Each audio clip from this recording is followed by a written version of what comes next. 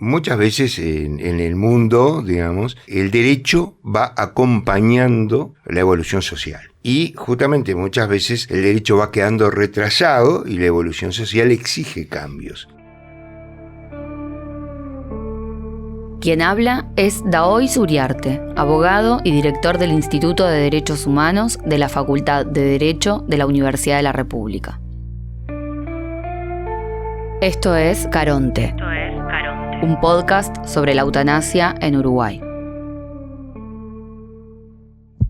El derecho tiene mucho que decir cuando hablamos del final de la vida, pero no siempre se lo piensa de la misma manera. Ordenar la sociedad, acompañar la evolución social y para otros incluso adelantarse a ella. En este episodio vamos a escuchar una de esas miradas. También hay una relación directa, ¿no? O sea, el derecho es la forma de organización de la sociedad. Una especie de consenso de puesta de acuerdo que tiene tres bases: el hecho, el sistema de valores y la norma propiamente dicha, ¿no? Entonces muchas veces pasa que cambian los sistemas de valores de la sociedad, se producen hechos distintos y la norma todavía no cambió. A veces también pasa la inversa. Muchas veces la norma se adelanta al cambio de valores de la sociedad.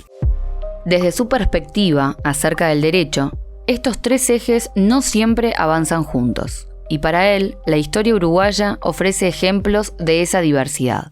Yo podría mencionarte, por ejemplo, digamos, en el Uruguay, el divorcio por sola voluntad de la mujer. Probablemente si en aquel momento hubieran hecho un plebiscito, capaz que perdía. Pero ahí la norma y los valores que dominaron el gobierno de aquella época se adelantó y después eso se convirtió en un hecho social que quedó. Hoy prácticamente no existe ninguna legislación, probablemente sí en el mundo musulmán, pero no existe ninguna legislación que castigue la tentativa del suicidio. Obviamente no se puede castigar el suicidio, pero la tentativa del suicidio se castigaba en el siglo XIX en muchos casos. También es cierto que había un castigo indirecto. Como ustedes saben, los suicidas no podían ser enterrados en los cementerios. En la discusión parlamentaria del proyecto de ley de eutanasia entró en debate uno de los derechos humanos fundamentales, el derecho a la vida y si éste es renunciable. La discusión que tuvimos con los parlamentarios cuando fuimos a informar por el Instituto de Derechos Humanos de la Facultad fue decirles: no hay que confundir el derecho a la vida con la obligación de la vida. Que uno tenga un derecho no quiere decir que esté obligado a vivir, digamos, ¿no? Es decir, contra esto, digamos, quienes sostenían lo contrario me decían: bueno, pero los derechos no son renunciables. Bueno, pero que los derechos no sean renunciables no quiere decir que yo no sea el titular de mis derechos y lo use como quiere. Uriarte recuerda un ejemplo particular que le dio uno de los legisladores. Y uno de los diputados en ese momento me hizo una pregunta. Y dice: bueno, pero entonces yo si quiero puedo cortarme un brazo. Y le dije: bueno, si usted me dice cuál es la norma que lo prohíbe. Porque en realidad no tengo ninguna prohibición. Claro, seguramente si voy a un médico y le digo que me corte el brazo estando sano, me va a mandar probablemente a una clínica, a un psicólogo, un psiquiatra. Pero lo cierto es que en la vida diaria, en la vida cotidiana, nosotros tenemos un derecho a la integridad física, pero nosotros mismos hacemos uso de nuestro cuerpo y nadie lo cuestiona. Entonces, desde la perspectiva de los derechos humanos, se entiende que la persona, como titular de su propio derecho a vivir, puede decidir cómo quiere transitar su vida. ¿Pero esto implica habilitar el derecho a la muerte? No es un derecho a morir. En una situación normal, el Estado trata de evitar el suicidio. Y a veces hay una confusión porque parece que el Estado tiene que recurrir al derecho penal, al reproche penal, para castigar las conductas que entiende poco sociales. Pero particularmente en las situaciones donde nos encontramos frente a una situación de vida que la hace indigna para la persona, es decir, que la persona siente esa indignidad y que es una indignidad objetiva, porque de repente uno por razones psicológicas siente que está llevando una vida indigna, pero cuando en realidad la sociedad dice: sí, esta persona está sufriendo y no tiene perspectiva y no le podemos dar una solución.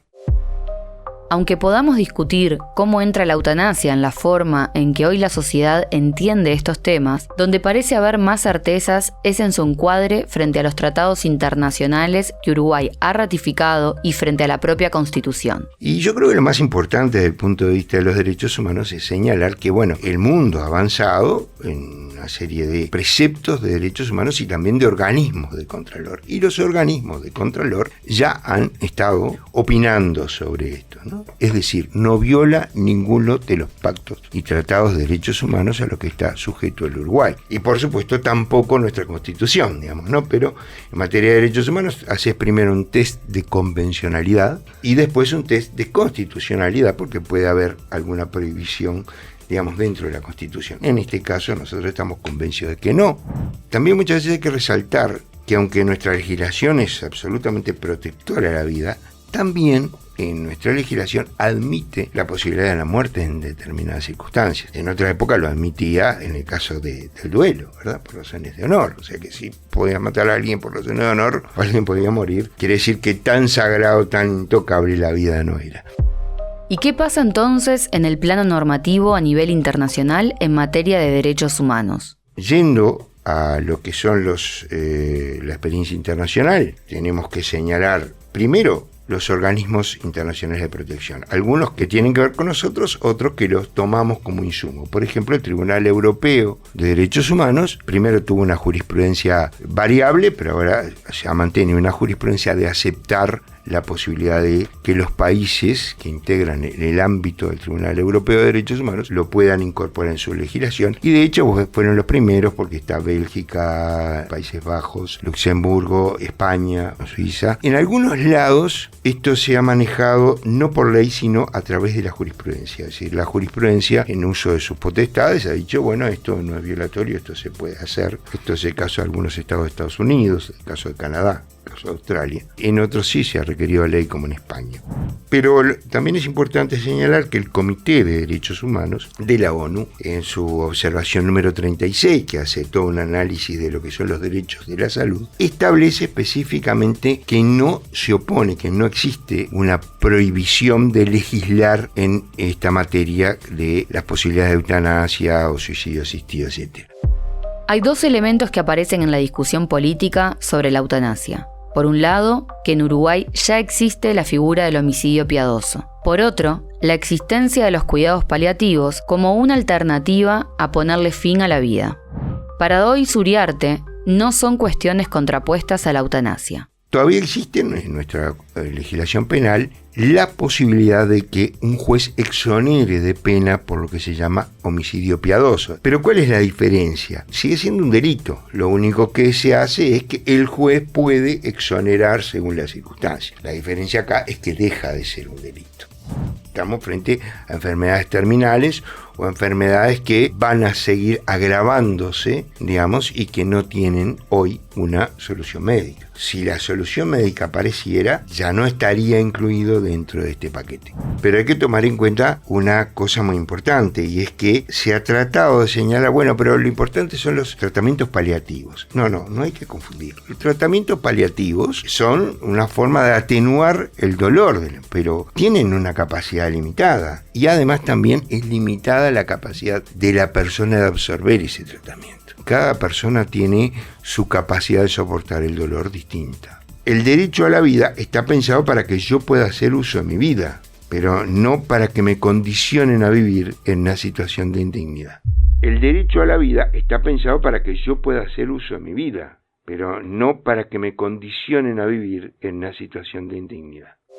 La pendiente resbaladiza es un argumento que sostiene que una acción inicial abre la puerta a una serie de acontecimientos negativos. En este caso, se argumenta que legalizar la eutanasia puede habilitar una cultura de la muerte. Quienes manejan el tema de la pendiente resbaladiza, inclusive algunos han vuelto, de ese concepto, pero se basan en que si abrimos una puerta, esa puerta después comienza a abrirse cada vez más. Empezamos a ir cada vez más hacia donde no queremos. Yo no creo que en la pendiente resbaladiza, yo creo que en realidad lo que hay es una situación de derechos y en todo caso lo que hay que ver es la legislación, pero no creo que la sociedad se incline hacia eso, sino que al revés, creo que se inclina hacia el humanismo. Pero bueno, se ha planteado en estos términos decir, bueno, ¿y cuándo detenemos este proceso? Bueno, el proceso lo vamos a detener cuando en realidad se estén violentando otros derechos o se estén realizando este tipo de prácticas contra la voluntad de las personas o manipulando la voluntad de la persona. Eso siempre va a seguir existiendo. En nuestro Código Penal existe un delito que es la manipulación o determinación al suicidio. Y este tipo de cosas yo creo que hay que mirarlas en ese sentido. De todas formas, se esgrime el argumento de que en varios países, tras la legalización de la eutanasia, se registró un aumento de casos de eutanasia o suicidio asistido. Esto es lo que dice Uriarte al respecto. Cuando hay un subregistro no se puede saber efectivamente, y entonces comparar lo que era antes con lo después no es muy válido. Ahora, uno puede decir, ¿van a aumentar las situaciones de suicidio asistido? Y yo podría decir que sí. ¿Por qué? Y bueno, porque hoy hay cantidad de médicos que no se animan a hacerlo porque saben que están cometiendo el delito. O la sociedad lo oculta. En la medida en que la persona sea libre de tomar esa decisión y pueda tomarla, bueno, la va a tomar. Pero tampoco la gente no va a venir a suicidarse en masa. Tanto por una cuestión de registros como de garantías legales, es que aparece el Estado como un actor clave. Esta es una de las razones por las cuales es importante que el Estado sea el actor. Que bueno, hay una objeción de conciencia al médico. Inclusive va a haber una discusión, como con el aborto, de si la objeción de conciencia puede ser de una institución. Y yo creo que no, porque si es una institución de asistencia pública, tiene que hacer lo que le manda el Estado. Si no, tendríamos que admitir que algunas religiones, por ejemplo, que prohíben la transfusión de sangre, no salven a una persona con transfusión de sangre si tienen una institución, ¿verdad? Es decir, en realidad la objeción puede ser para el médico, pero la institución no, porque está cumpliendo una función pública. Por último, con todo esto de fondo, ¿cómo debe ser una regulación adecuada sobre la eutanasia? La garantía de que se toma en forma indiscutible voluntariamente la decisión, y la segunda es que se pongan plazos bien acotados, porque si el proceso termina siendo de 90 días o 120 días, hay que tomar en cuenta a qué tipo de sufrimiento estamos condenando a la persona. Hablando de la legislación, el proyecto de ley de eutanasia tuvo un recorrido largo. Desde la legislatura pasada, cuando se presentó originalmente y naufragó en el Senado, hasta hoy, 2025, cuando se encamina hacia una rápida aprobación. En el próximo episodio, repasamos el camino de la eutanasia por los pasillos del Parlamento. Esto es Caronte, un podcast sobre la eutanasia en Uruguay. Este podcast fue realizado en el marco del proyecto Diálogos Interdisciplinarios sobre la Eutanasia, aportes para una conversación ciudadana, financiado por el Programa Ciudadanía y Conocimiento de la Comisión Sectorial de Investigación Científica de la Universidad de la República. Grabado en los estudios de Uniradio 107.7 FM. Producción, diseño sonoro y realización, Camilo Salvetti y Diego Varela Calzada. Locución, Lucía Giudice. Arte visual, Federico Zavalía y Guillermo Trifoglio.